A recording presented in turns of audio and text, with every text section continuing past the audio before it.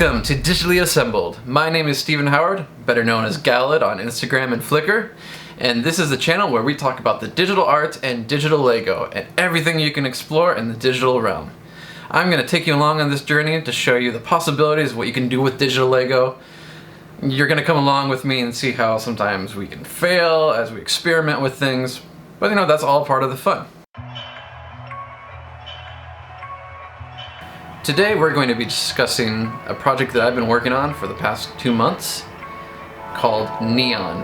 It is a mega figure, as a term that I have coined for these large Lego built figures. If it was in real life, it'd be about 3 feet tall. And I decided to build this large figure because I wanted to have something that was rigged in 3D space that could walk around, move around, do all these different dynamic poses. And I also wanted to explore how we can take digital Lego to a new realm. A lot of people use digital Lego these days to design sets in real life, or design something that they just don't have the parts to, and they should. I encourage all of you who are digital Lego builders, keep doing it. It is amazing, and it's always cool to see what you could potentially have in real life. But this is the digital realm, and we can explore new and bold ways to create things. Things like Octane have been game changers in the way we approach digital art, or like Spider-Man Into the Spider-Verse. Those are very stylized 3D digital art, but there's something new and fresh about it. And I believe that now is the time as a digital Lego artist to explore what can you do with digital Lego that you cannot do in real life. And I'm not talking about changing colors and having colors that you wouldn't normally have for a certain brick or a certain type of piece. I'm talking about stylizing things, expanding on what is possible, having things animate that would be a pain to animate in stop motion. I'm not saying it's impossible, but it would be very, very difficult to have a large brick built figure like this moving without some assisted rig that you would have to then edit out in post. So in the digital realm, we have a lot of freedom with what we can do with digital Lego. Along this journey, I want to help explore what digital art can do. Not only my own digital art, but other artists, and see how they approach digital art, whether it's music, or whether it's concept art, or whether it's animation. There's so much to explore, and I hope to take you along this journey through this channel. So for today, we're going to cover Neon. I first approached this project in Bricklink Studio. It is my Lego digital software of choice. Later on, I hope to take you on tutorials to show you how I produce and different tips and techniques you can have in Bricklink Studio, as well as Cinema 4D. But for the sake of this video, I'm just going to show you how complex these projects can really be.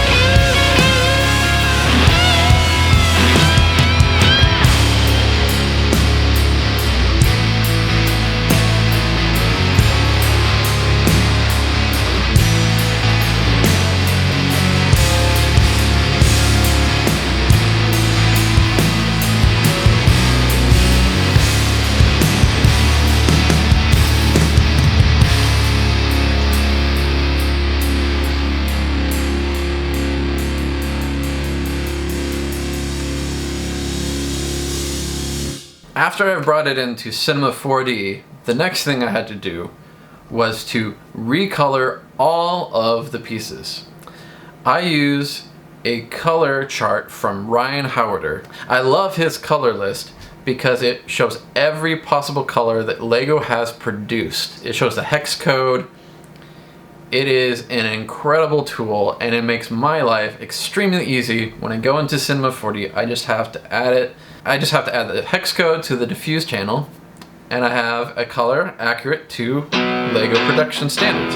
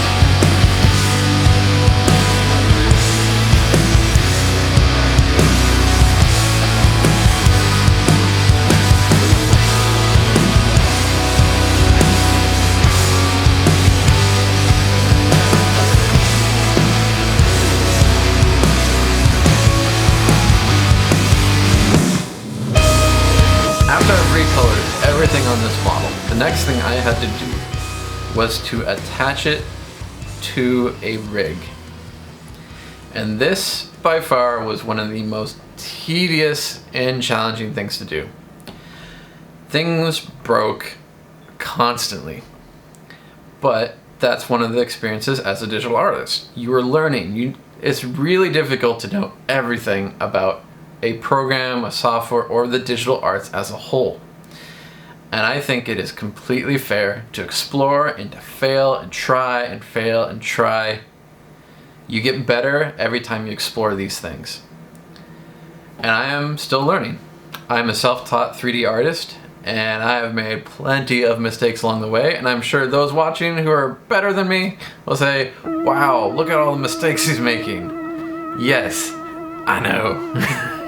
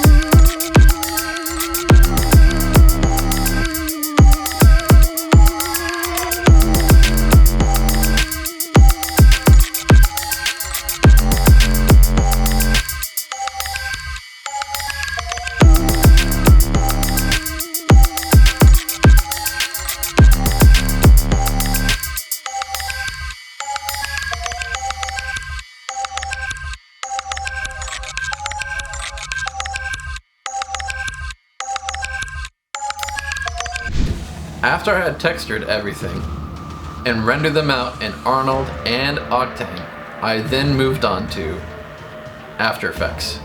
I'm still a novice at After Effects, but lately I've been learning how to do better editing through my own job, and I hope that this is a decent edit to this video.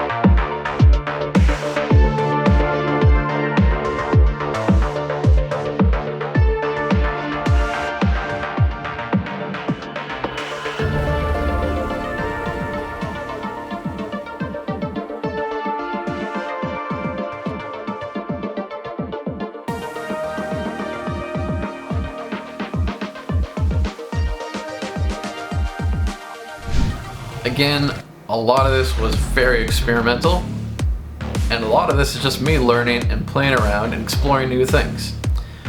When you're getting into the digital arts, explore, just as when you're drawing something or you're sculpting something, or even when you're building a Lego model without the instructions.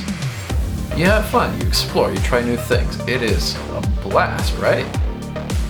So that's what I'm doing here. And I encourage you to do the same, and you get better and better as you explore these things. And now I want to present to you Neon. Maybe a little bizarre Lego experiment, but I hope that it is inspiring and encouraging to you, and that you enjoy Neon.